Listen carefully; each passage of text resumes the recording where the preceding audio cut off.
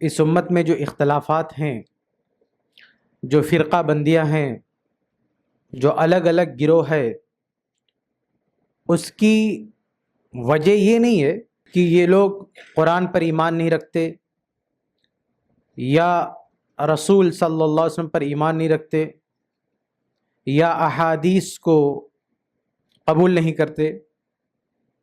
اسلام کے نام پہ جتنی جماعتیں ہیں، جتنے فرقے ہیں، سب کا یہ دعویٰ ہے، سب کا یہ ماننا ہے کہ ہم قرآن پر ایمان رکھتے ہیں، قرآن کو مانتے ہیں، ہم حدیث پر ایمان رکھتے ہیں، حدیث پر مانتے ہیں، ہم رسول پر ایمان رکھتے ہیں، رسول کو مانتے ہیں۔ یہ سب کا دعویٰ ہے۔ کوئی یہ نہیں کہتا ہے کہ ہم اللہ کو نہیں مانتے یا رسول کو نہیں مانتے یا قرآن کو نہیں مانتے یا حدیث کو نہیں مانتے۔ حتیٰ کہ جو منکرین حدیث ہیں وہ بھی کہتے ہیں ہم حدیث کو مانتے ہیں، وہ کہتے ہیں کچھ حدیثیں ہیں جو ہم نہیں مانتے۔ تو جب قرآن اور حدیث اور رسول صلی اللہ علیہ وسلم کو ماننے پر پوری امت کا اتفاق ہے، پوری امت کلمہ پڑھ رہی ہے، تو پھر اتنے سارے اختلافات کہاں سے آگے؟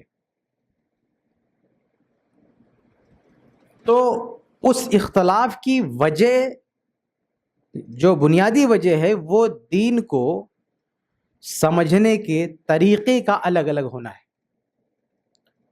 یعنی سب کا دین ایک ہی ہے، قرآن ایک ہے، رسول ایک ہے، حدیث ایک ہے، سب ایک ہے، لیکن اس قرآن اور حدیث کو کیسے سمجھیں، اس سے مسائل کا استنباط کیسے ہو، اس کا کیا معنی مطلب لیا جائے، یہاں پہ خیالات بدل جاتے ہیں، یہاں پہ طریقے بدل جاتے ہیں، یہاں پہ منہج بدل جاتا ہے، اور پھر نتیجے میں الگ الگ فرقے بن جاتے ہیں۔ تو جو الگ الگ طریقے ہیں دین کو سمجھنے کے میں، اس میں صحیح طریقہ کیا ہے، وہ آج ہمارا موضوع ہے۔ ہم ایک نظر ڈالتے ہیں کہ آج جو لوگ کلمہ پڑھنے والے ہیں ان کے یہاں دین سمجھنے کا طریقہ کیا ہے۔ دیکھیے، ایک گروہ ایسا بھی ہے جس نے دین سمجھنے کے لیے کشف و کرامات کا سہارا لیا ہے، یعنی دین میں کون سی بات صحیح ہے، کون سی بات غلط ہے، وہ کشف سے جان لیتے ہیں، وہ کرامتیں طے کرتی ہیں کون صحیح ہے کون غلط ہے۔ وہ یہ دعویٰ کرتے ہیں کہ ڈائریکٹ اللہ تعالیٰ ہمارے دلوں میں بات ڈال دیتا ہے۔ جیسے ایک واقعہ یہ لوگ بیان کرتے ہیں نا کہ مسجد نبوی میں امام عبد الرزاق حدیث سنا رہے ہیں، ایک بندہ بیٹھا ہوا ہے جو حدیث سننے میں شریک نہیں ہے۔ لوگوں نے کہا کہ بھائی اتنے بڑے محدث حدیث سنا رہے ہیں اور آپ یہاں بیٹھے ہوئے ہو۔ تو وہ شخص کیا کہتا ہے کہ وہاں لوگ عبد الرزاق سے حدیثیں سن رہے ہیں، یہاں وہ بیٹھا ہوا جو ڈائریکٹ رزاق سے سن رہا ہے۔ تو اب دیکھیے، ایسے لوگوں کے یہاں دین سیکھنے کا ذریعہ کیا ہے؟ ڈائریکٹ اللہ سے کنیکشن، ہم وہاں سے سیکھتے ہیں، اللہ ہم کو ڈائریکٹ بتاتا ہے، یہ ان کا سورس ہے دین سیکھنے کا۔ یہ سمجھتے ہیں ہمارے دلوں میں الہام ہوتا ہے، ہمارے دلوں میں کوئی آ کے باتیں ڈال کے جاتا ہے، بتا کے جاتا ہے، اس کو یہ دین سمجھتے ہیں۔ ظاہر سی بات ہے کہ یہ طریقہ نہیں ہے اللہ کے رسول کا، صحابہ کرام کا، کہ آپ یہ اتنا بڑا دعویٰ کر لو کہ ڈائریکٹ اللہ تعالیٰ ہم کو سکھاتا ہے۔ کوئی شیطان آ کے آپ کے خواب و خیال میں کچھ بھی بول کے چلا گیا، آپ اس کو سمجھ لیں کہ ہمارا بہت بڑا سورس ہے۔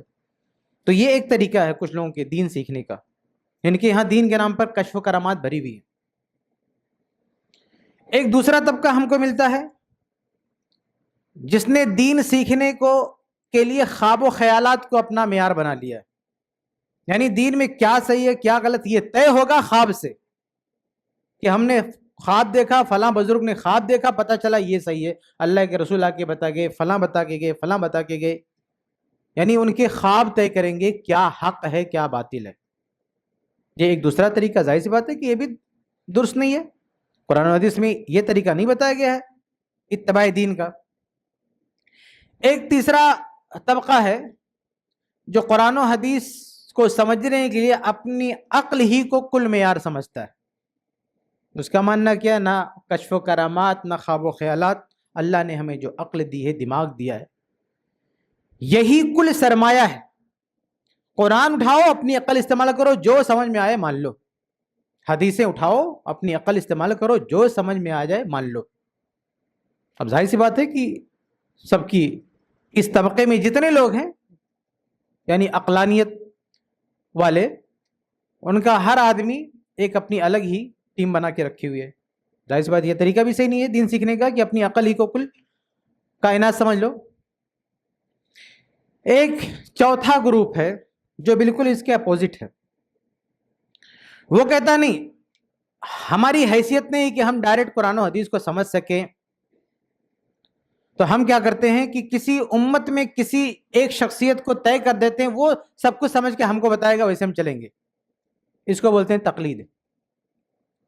تو ان لوگوں نے ان کے بھی الگ الگ گروپ بن گئے. کسی نے امام ابو حنیفہ رحمہ اللہ کو طے کیا، کسی نے امام شافعی رحمہ اللہ کو طے کیا، کسی نے امام مالک رحمہ اللہ کو، کسی نے امام احمد بن حنبل رحمہ اللہ کو، کہ ہم ان میں سے کسی ایک کو طے کر دیتے ہیں، وہ ہم کو جو سکھائے گا جو مانیں گے. غرض کی آپ دیکھیں گے کہ قرآن و حدیث کے ماننے پر ان سب کا اتفاق ہے، لیکن قرآن و حدیث کو کیسے سمجھا جائے یہ الگ الگ گروپ پایا جاتا ہے. کوئی کشف و کرامات سے قرآن و حدیث سمجھ رہا ہے، کوئی خواب و خیالات سے قرآن و حدیث سمجھ رہا ہے، کوئی عقل اور تجربات سے قرآن و حدیث سمجھ رہا ہے، کوئی تقلید شخصیات سے قرآن و حدیث سمجھ رہا ہے. قرآن و حدیث سمجھنے کی یہ سارے مناہج، یہ سارے طریقے غلط ہیں.